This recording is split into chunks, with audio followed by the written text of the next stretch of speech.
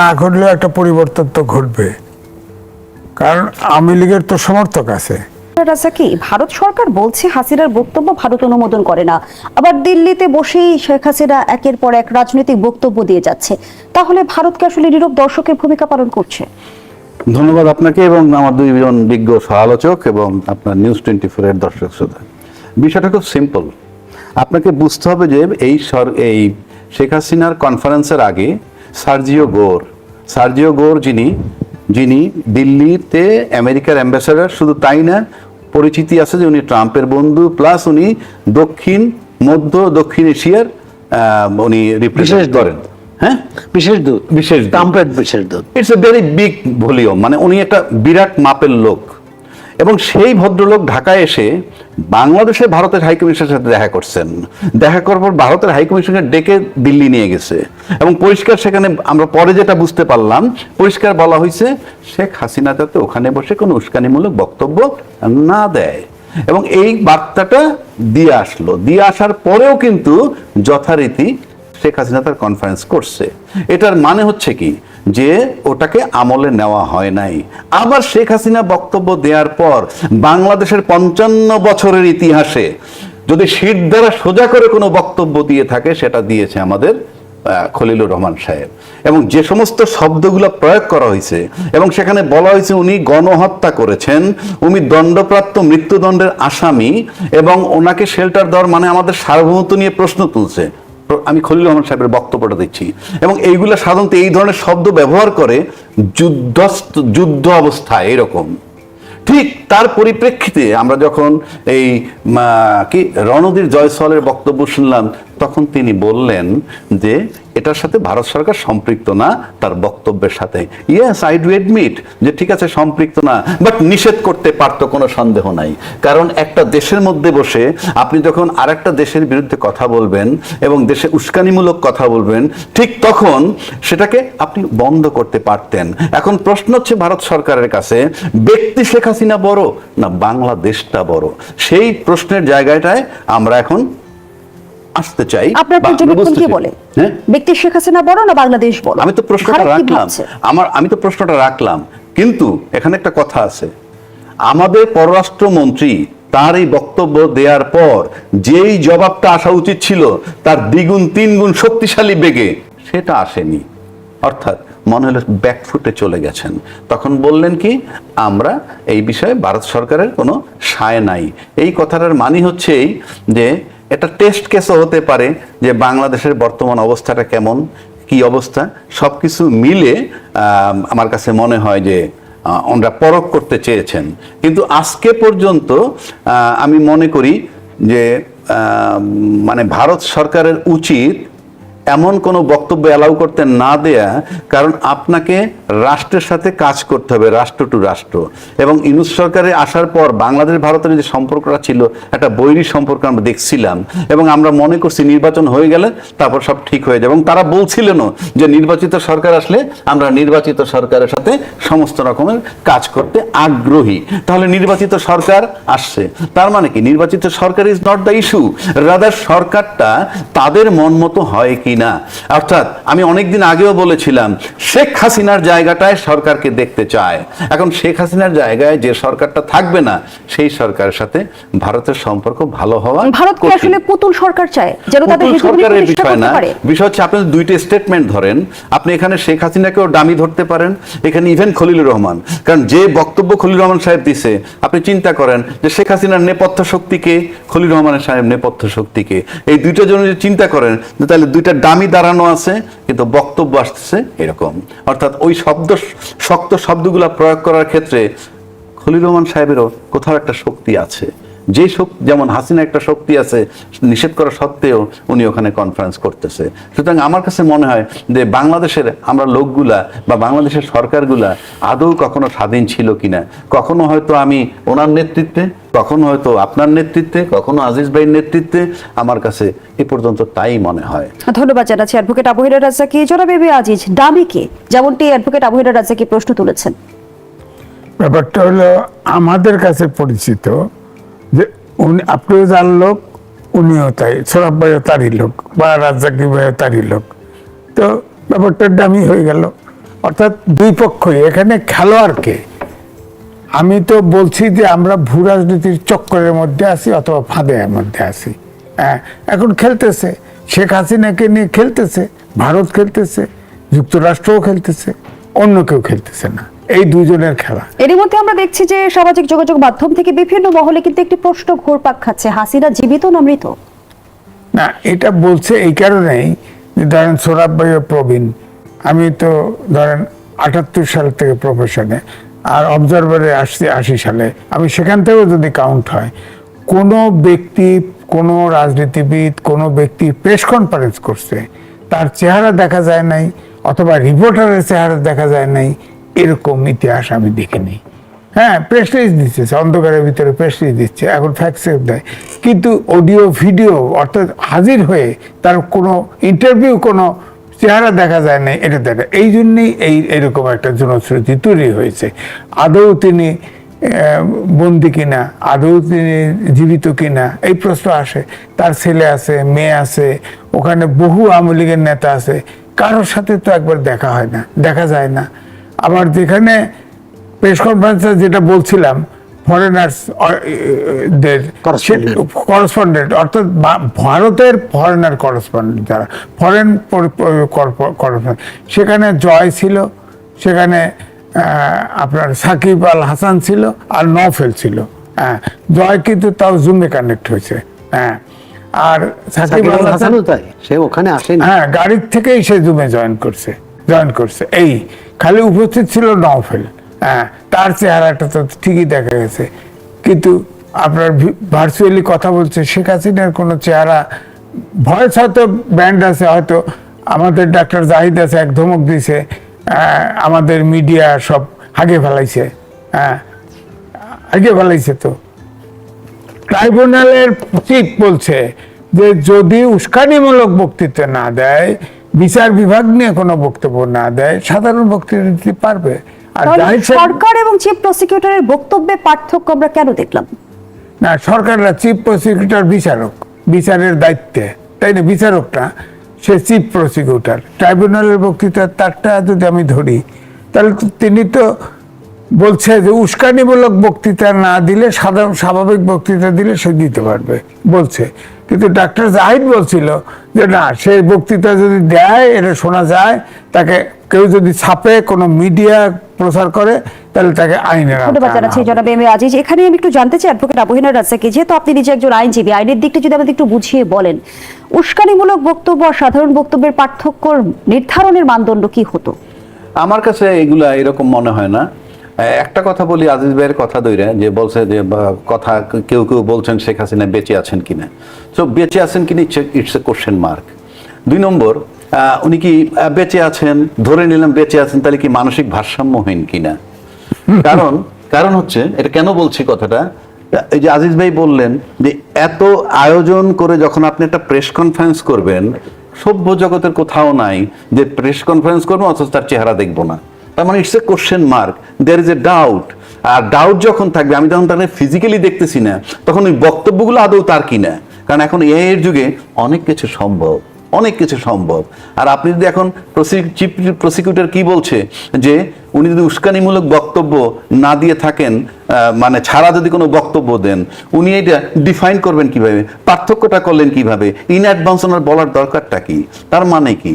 এর মানে আমি যেটা আগেও বলছি, যে আওয়ামী লীগের সাজানো সংসারের ভিতরে কি এই সরকার ঢুকলো? তা না হলে আপনি বলেন, আপনি আইসিটি দিয়ে সিরিয়াস ট্রায়াল দিবেন।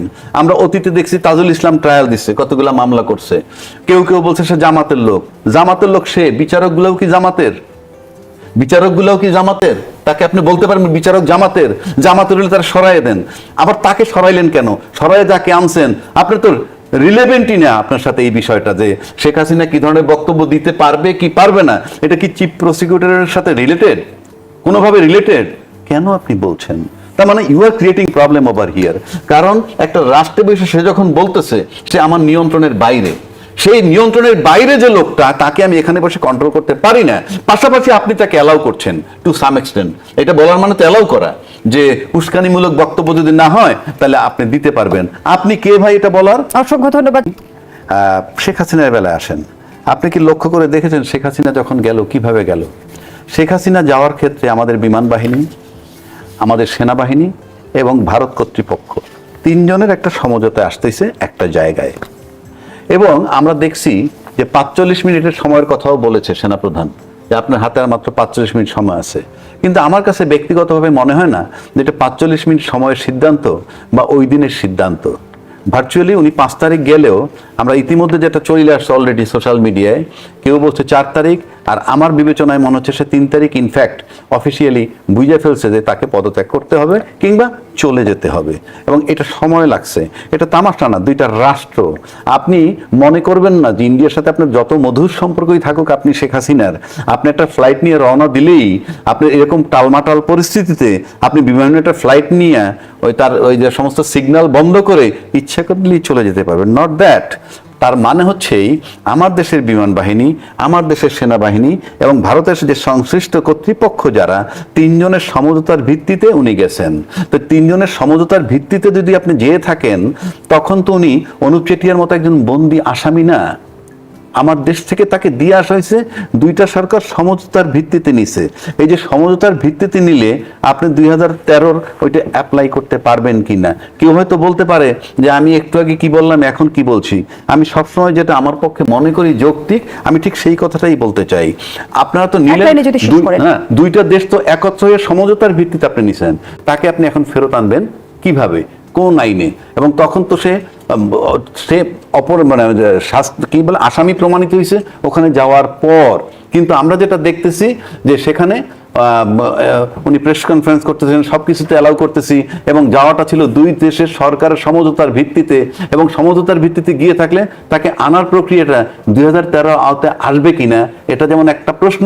আর দ্বিতীয় কথা হচ্ছে, বাংলাদেশে এখন যে অবস্থা, আমি ব্যক্তিগতভাবে মনে করি না যে উনি নিজেই ফেরত আসবেন। এটা একটা উড়ো খবর আর কি। শেখ হাসিনা কি তাহলে প্রত্যর্পণের আওতায় আসবে না, যেমনটি অ্যাডভোকেট আবু হেডার রাজ্জাকি প্রশ্ন করেছেন? আসবে কিনা যায় না আমার প্রশ্ন। রাজ্জাকি ভাই যেভাবে বললেন আমিও তো কিছুটা সহমত পোষণ করি। তিনি যেভাবে গেলেন, তাহলে আমরা একটাই বলতে পারি, যেভাবে গেলেন সেভাবেই আসুন, অর্থাৎ এই ত্রিপক্ষীয় সমঝোতার মধ্য দিয়ে। আরেকটি বিষয়, রাজ্জাকি ভাই যদিও বলছেন তিনি আসবেন বলে মনে করেন না, এটাও হতে পারে। আবার তিনি যখন আসবেন বলছেন, তখন আমাদের প্রতিক্রিয়াটা নেতিবাচক কেন? মানে আমাদের সরকার, রাজনৈতিক দলগুলো, সরকারের যে মনে হচ্ছে এই এমনকি জামাত ইসলামের আমির আজকে যা বলছেন, কিন্তু জামাতের অন্য নেতাদের নানাভাবে ভাষায় বোঝা যায় তাদের যে শেখ হাসিনা না আসলেই নিরাপদ। এর মানে এই যেটা শামীম কামাল ভাই বললেন, তার দলের তো একটা সমর্থন গোষ্ঠী আছে, সমর্থক গোষ্ঠী আছে, এবং একটা রাজনৈতিক ভিত্তি আছে। এখন এই ভিত্তিটাকে আমরা কিভাবে সামাল দেব? আমরা মানে এই বাংলাদেশ সরকার বা বাংলাদেশের রাষ্ট্র ব্যবস্থা, একটা হতে পারে রিকনসিলিয়েশন, এবং রিকনসিলিয়েশন, ট্রুথ অ্যান্ড রিকনসিলিয়েশনের দায়টা স্বীকার করতে হবে। যেটি আমি বলি যে শেখ হাসিনার যে ভার্চুয়াল প্রেস কনফারেন্সে সেখানে দায়টা স্বীকার করেনি। এই যে প্রশ্ন আসছিল যে আপনি অনুশোচনা করেন কিনা, আপনি এটার দায় স্বীকার করেন কিনা, তিনি এই প্রশ্নের জবাব দিতে তার ছেলেকে দায়িত্ব দিয়েছেন। ছেলে যেটা বলছে এটা মানে কোনোভাবেই গ্রহণযোগ্য না। আরেকটি হচ্ছে যে রাজনৈতিক কিনা, এই প্রশ্নটাও আসবে। এখন শেখ হাসিনার এই পুরো বক্তৃতা কিন্তু আপনি অরাজনৈতিক হিসাবে বলতে পারেন। তার নেতাকর্মীদের প্রতি আহ্বান জানিয়েছেন, তিনি দেশের কি ইনজাস্টিসের জায়গায় জাস্টিস চেয়েছে, অন্যায়ের বিরুদ্ধে ন্যায় প্রতিষ্ঠার কথা বলছে, রিকনসিলিয়েশন শব্দটাও বলেছে। হ্যাঁ, এটি কথা হচ্ছে যে আমিও রাজ্জাকি ভাইয়ের সাথে একমত যে এটি একটি রাজনৈতিক প্রশ্ন। দুটি দেশের মধ্যে এই রাজনৈতিক প্রশ্ন রাজনৈতিকভাবে সমাধান করতে হবে। হতে পারে যে বাংলাদেশের পররাষ্ট্রমন্ত্রী যে বিবৃতি দিয়েছে, এই বিবৃতিতে ভারত নমনীয় হলো, তারা মনে করলো যে এটা সমাধান করা উচিত, এটি একটি। আরেকটি হচ্ছে যেটি রাজ্জাকি ভাই প্রথম বলছিলেন, এর পিছনে তৃতীয় হাত আছে কিনা।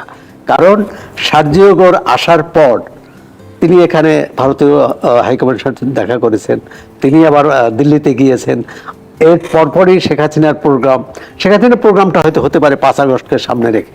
কিন্তু এই সবগুলোর মধ্যে একটা যোগসূত্র আছে কিনা। আর এটি সরকারকে মাথা গরম করে সমাধান করা যাবে না, এটি সমাধান করতে হবে বিচক্ষণতার সাথে, প্রজ্ঞার সাথে, এবং শুধু ভূ রাজনীতিতে কিন্তু আমরা খুব স্বাচ্ছন্দ্য অবস্থায় নেই। ভূ রাজনীতির বিষয়টা নিয়ে আমি জনাব এম এ আজিজের কাছে যেতে চাই। আমি একটা লাইন বলি, আমরা 14 দেশীয় জোটে শরিক হয়েছি, আবার এই 14 দেশীয় জোটের মধ্যে 3টি দেশ আরেকটি জোট করেছে, সামরিক প্রতিরক্ষা জোট। সুতরাং এর মধ্যে আমরা কোথায় আছি? ইরানের সাথে মধ্যপ্রাচ্যের সংকটে আমাদের অবস্থানটা কোন দিকে? অসংখ্য ধন্যবাদ জানাচ্ছি জনাব সোহরাব হাসান। জনাব এম এ আজিজ যেমনটি বলছিল, শেখ হাসিনার ফিরে আসা একটা রাজনৈতিক প্রশ্ন, সেই প্রশ্নের মীমাংসা কিভাবে হবে? 2 বছর ধরে আমরা দেখছি শেখ হাসিনা বলছেন তিনি আসবেন, দেশে আসবেন, কখনো টুস করে দেশে ঢুকে পড়বেন, কখনো বলছেন ডিসেম্বরে দেশে ফিরবেন। ফিরে আসার যে বক্তব্য দিচ্ছেন সেটা কি আসলে বক্তব্য আমার নাকি এক কৌশল? কথায় প্রকাশ, ভারত যতক্ষণ ইচ্ছা করবে না ততক্ষণ পর্যন্ত শেখ হাসিনাকে আনতে পারবেন না। কারণ ভারত দালাই লামাকে দীর্ঘদিন চীন করছে, কিছুই করতে পারছে না। দালাই লামা আছে ওখানে, শেখ হাসিনাও থাকবে। এখন প্রশ্ন হলে যদি শেখ হাসিনাকে গভর্নমেন্ট টু গভর্নমেন্ট নেগোসিয়েশন হয়, তাকে কিভাবে আনবে? তাকে, তার পাসপোর্ট নাই, তাকে ট্রাভেল পাস দিয়ে নিয়ে আসতে হবে। আসলে এখন সুপ্রিম কোর্টের অ্যাডভোকেট আছে, তার তো ট্রাইব্যুনালে ফাঁসি হয়েছে, সুপ্রিম কোর্ট আছে না, আপিল করতে পারবে না। এখন তো গভর্নমেন্ট হয় যে সেই ঠিক আছে, তাকে ট্রাইব্যুনালে হাজির করালো, গ্রেপ্তারে হাজির করলো, জেলখানায় পাঠিয়ে দিল অথবা সাব জেলে পাঠালো, তারপরে আপিল করলো, আপিল করে যা হয় হবে পরে। এটাকে আপিল আদৌ শুনানি হবে না সেটা পরের ব্যাপার। এটা হলো আইনের দিক বলছি। তবে ভারতের সাথে যতক্ষণ ভারত না দিতে চাইবে দেখেন, ততক্ষণ কিন্তু শেখ হাসিনা আসবেও না, আনতেও পারবেন না। শেখ হাসিনা ফিরে রাজনীতিতে নতুন করে মেরুকরণ ঘটবে কি? মেরুকরণ না ঘটলেও একটা পরিবর্তন তো ঘটবে, কারণ আওয়ামী লীগের তো সমর্থক আছে। আপনি দেখেন শেখ হাসিনার সময় 17 বছরের দমন পীড়ন, আয়নাঘর, খুন, জখম হয়েছে। আপনি বলতে পারেন বিএনপি জামাতের একটা কর্মী দল বদল করছে, নিষ্ক্রিয় হয়েছে। এই সময় আসে কর্নেল অলি, তার মেজর আক্তার, এরা চেঞ্জ করছে, কিন্তু নিপীড়নের সময় কেউ দল বদল করে নাই। সুতরাং আমি বলবো যে বাংলাদেশে আওয়ামী লীগের সমর্থকরা তাদেরকে এখন নিপীড়িত মনে করে। তারা যখন আসবে এদের ভিতরে সক্রিয় হওয়ার চেষ্টা করবে। অর্থাৎ শেখ হাসিনা বাংলাদেশে যদি আসে, সে বন্দি থাকুক আর বেঁচে না থাকুক, দলটা টিকবে। উনি না আসলে এই দল ফাইনালি থাকবে না। এবং উনি দালাই লামা হওয়ার মতো বয়সও নাই। উনি দালাই লামা হয়ে ভারতে আজীবন থাকতে পারবেন না, এতদিন আল্লাহ তার আয়ু রাখবে না আমার ধারণা। অসংখ্য ধন্যবাদ জানাচ্ছি জনাব সোহরাব হাসান। একই বিষয়ে যদি আপনার মূল্যায়ন জানতে চাই। প্রথমত হচ্ছে জুলাই অভ্যুত্থানের 2 বছরের মাথায় শেখ হাসিনা এত প্রাসঙ্গিক হলো কেন, এত গুরুত্বপূর্ণ হলো কেন, সেই প্রশ্ন বোধহয় করা উচিত। তার মধ্যে অর্থাৎ জুলাই অভ্যুত্থানে যারা নেতৃত্ব দিয়েছেন তাদের মধ্যে যে এই দ্বন্দ্ব, সংঘাত এবং গৌরবের কৃতিত্ব নিয়ে যে লড়াই, সেটাও অনেকটা কাজ করেছে। এবং তারপর আইনের শাসন, ন্যায় বিচার, মানুষের অভিযোগ পূরণ করতে না পারা, মানে মানুষের এই মুহূর্তের সমস্যা কি? এই মুহূর্তের সমস্যা তো গ্যাস সংকট। এই মুহূর্তের সমস্যা, নিত্যপণ্যের দাম বেড়েছে, কাঁচামরিচের দাম প্রতি কেজি 400 টাকা হয়েছিল। এই মুহূর্তে সংকট, ভোজ্য তেলের দাম বাড়ছে, আরেক দফা বাড়ানোর পায়তারা চলছে। এই সরকার বা বিরোধী দল যারা সংসদে আছে তারা তো এসব নিয়ে কথা বলে না। তারা জুলাইয়ের ভাগিদার এবং শেখ হাসিনা। এটা মনে হচ্ছে এই অতীতচারী রাজনীতি, এটা শেখ হাসিনার আমলে খুব সক্রিয় ছিল। এখনো আমরা অতীতেই থাকবো? শেখ হাসিনা আসলো, তিনিই তো বলছেন যে তিনি আসবেন, তাহলে আমরা তাকে নিয়ে আসা বা তাকে কোন চুক্তির বলে নিয়ে আসবা আমরা ডিসেম্বর পর্যন্ত দেখি। ধন্যবাদ জানাচ্ছি জনাব সোহরাব হাসান। অ্যাডভোকেট আবু-হেনা রাজ্জাকী, যেমনটি সোহরাব হাসান বলছিল যে আমরা রাজনীতিতে অতীত থেকে কেন বেরোতে পারছি না, বর্তমান নির্ভর রাজনীতি আমরা কবে থেকে শুরু করতে পারি? এটা হলো আমার কাছে মনে হয় বাংলাদেশে যখন যে দায়িত্বে ছিলেন তার ভিতরে কেউ তার নিজস্ব ভূমিকা পালন করতে পারছে কিনা, আমি বলি নিজস্ব চিন্তা চেতনায় চলতে পারছে কিনা আমার সন্দেহ। আর যারা চলতে চাইছে তারা বেশি দিন টেকেনি। জিয়াউর রহমান তার একটা নিজস্ব আইডিওলজিতে টিকতে চেয়েছিলেন, টিকতে পারেননি। বঙ্গবন্ধু যেন একটা সার্টেন টাইমে নিজের দেশকে নিয়ে এককভাবে ভাবা শুরু করলেন, ঠিক তখন তিনিও টিকতে পারেননি।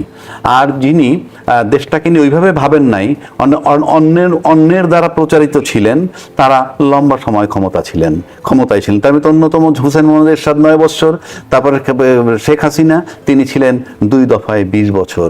মানে এত বেশি যোগ্যতা সম্পন্ন তারা যে এত লম্বা সময় থাকলো। তারা কি, আমি যদি দলীয় নির্দলীয়ভাবে বলি যে একদিকে জিয়া এবং একদিকে বঙ্গবন্ধুকে রাখলাম, দুইজন নেতাই তো আততায়ীর হাতে নিহত হয়েছেন, এবং দুইজনই কিন্তু একটা সার্টেন টাইম, জিয়াউর রহমানের আইডিওলজি আমরা জানি, এবং বঙ্গবন্ধু একটা সার্টেন টাইম একটা বলয় থেকে বেরোয় আসতে গিয়ে আর পারে নাই। কিন্তু শেখ হাসিনা লম্বা সময় ক্ষমতায় ছিলেন, আমি নিশ্চিত করে বলে দিচ্ছি শেখ মুজিব বঙ্গবন্ধুর বলয়ের মধ্যে উনি ছিলেন না। এরশাদ সাহেব 9 বছর টিকছিলেন, উনি জিয়ার বলয়ের মধ্যে ছিলেন না। তার মানে আমি যা বুঝাইতে চাইছি আশা করি আপনাকে বুঝতে পারছেন। দ্বিতীয় কথা হইল, এই যে ভারতে থেকে শেখ হাসিনা ফেরত আসবে, আপনি ভারতে যাওয়ার প্রক্রিয়াটা সম্পূর্ণ বৈধ কিনা, সম্পূর্ণ বৈধ যদি এই প্রক্রিয়াটা হয়ে থাকে, এর ভিতরে এয়ারফোর্স ইনভলভ ছিল, এর ভিতরে সেনাবাহিনী ইনভলভ ছিল, ভারতের কর্তৃপক্ষ ইনভলভ ছিল, প্রক্রিয়াটা যদি বৈধ হয়ে থাকে, তাহলে আপনি ফেরত চান কিভাবে তাকে? 1 নম্বর। আর যদি কোনো আইনের ব্যত্যয় ঘটাইয়া, কোনো বৈধ আইনকে অনুসরণ না করে তারা পাঠাইয়া থাকে, তাহলে যারা পাঠাইছে তাদের ব্যাপারে আজও কেন তদন্ত হচ্ছে? অসংখ্য ধন্যবাদ জানাচ্ছি অ্যাডভোকেট আবু হেনা রাজাকে। আমরা আবারও জুবে যেতে চাই, যুক্ত আছেন জনাব শামীম কামাল। জনাব শামীম কামাল, যেমনটি বিএনপি মহাসচিব মির্জা ফখরুল ইসলাম আলমগীর বলেছেন, যখনই দেশ উপরে উঠতে থাকে তখনই একটি মহল দেশীয় ও আন্তর্জাতিক ষড়যন্ত্রের মধ্য দিয়ে দেশকে পেছনে ঠেলে ফেলে দিতে চায়। জানতে চাই, আমাদের রাজনীতির নিয়ন্ত্রণ আসলে কার হাতে? বারবার কেন আমরা ষড়যন্ত্রের কথা শুনি বা ভিন্ন বলয়ের কথা শুনি?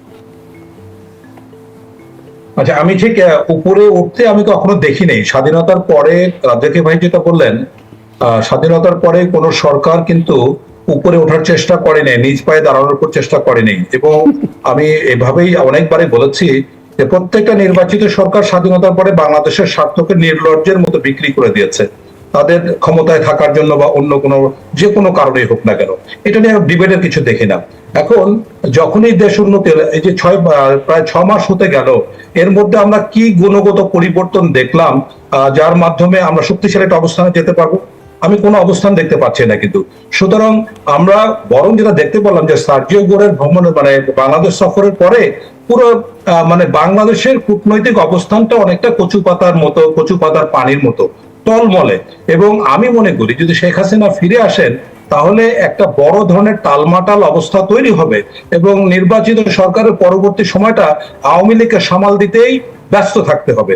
কেননা বাংলাদেশের রাজনীতিতে বিএনপি এবং আওয়ামী লীগ ছাড়া যে নির্বাচনটি হয়েছে, যে কোনো একটা দল ছাড়া, এটা ভারসাম্যহীন নির্বাচন, এটা বুঝতে হবে। আপনি দেখুন, একটা জরিপে আসছে যে 14% মানে স্বৈর শাসক কিন্তু ক্ষমতায় ফিরে আসছে, এবং এই সময়টা হলো 6 বছরের মধ্যে তারা ফিরে আসছে। দক্ষিণ এশিয়া খুবই স্পেশালাইজড ব্যাপারে।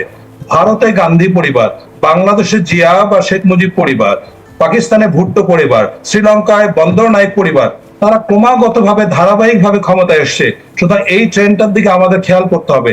যেটা সবচেয়ে মারাত্মক ভুল হয়েছে বলে আমি মনে করি, অন্তর্বর্তীকালীন সরকারের সময় যে একেবারে ঢালাও ভাবে এতগুলি মিথ্যা মামলা, হয়রানিমূলক মামলা দেওয়া হচ্ছে। এখন আপনি নিশ্চিত থাকেন, বাংলাদেশের প্রত্যেকটা গ্রামে, প্রত্যেকটা ওয়ার্ডে শত শত আসামি রয়েছে, যেটা ভুয়া, মিথ্যা এবং বানোয়াট। এবং এই যে মিথ্যা মামলাগুলো হয়েছে, চলে এসেছে। জনাব শামীম কামাল, এক লাইনে যদি শেষ করেন। আমি এটা বললাম যে সরকার যেটা ভুল করেছে, এবং বর্তমান সরকারও এখন প্রথম উচিত ছিল সাধারণ যারা আওয়ামী লীগ করে তাদেরকে কনফিডেন্সে নিয়ে আসা। যারা শেখ হাসিনা সহ যারা স্বৈরাচারী কাজ করেছে তাদের ফাঁসি দেয়, কিন্তু এতগুলি অসহায় মানুষকে